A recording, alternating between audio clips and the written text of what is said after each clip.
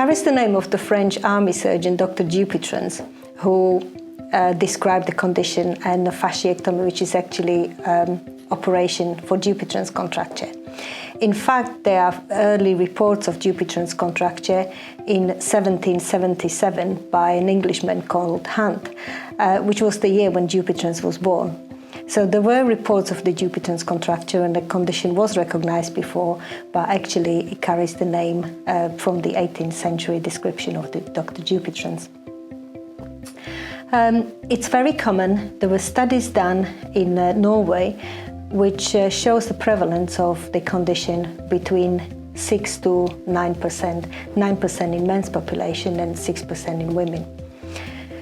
When you take into account the migration and different races, the condition is more prevalent where Celtic race or Vikings or later Northern Europeans moved. So it's quite common in Northern Europe. It's also quite common in Japan, but very rare in other Asian countries and extremely rare in black population. Although Dupuytren's contracture is described as a pain-free condition, it usually starts with the small nodules in the palm, which might be mildly tender at the beginning. On the model, if you imagine that you take the skin off, you have palmar fascia just under the skin, which protects the nerve and the vessels, and it also fixes the skin to the palm. So at the back of our hand, our skin is fairly mobile, but in the palm, it's quite fixed, and it helps holding objects, and it gives us a good grip on objects.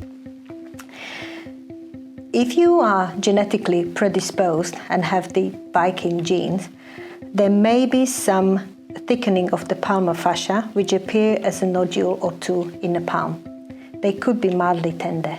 With time, the condition progresses into a cord, which is like a string running usually at the base of the little and ring finger, and starts bending the finger into the palm.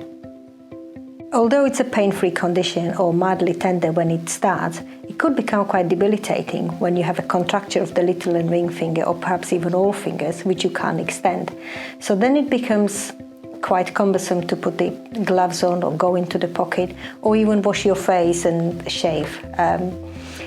In that case, we can treat Dupuytren's contracture, although we cannot treat the Dupuytren's contracture as such. In other way, we cannot get rid of it. As it is a genetic condition, it's likely to come back. What we can do, we can strengthen the fingers and improve the function. But unfortunately, whatever treatment you choose, it's likely to come back.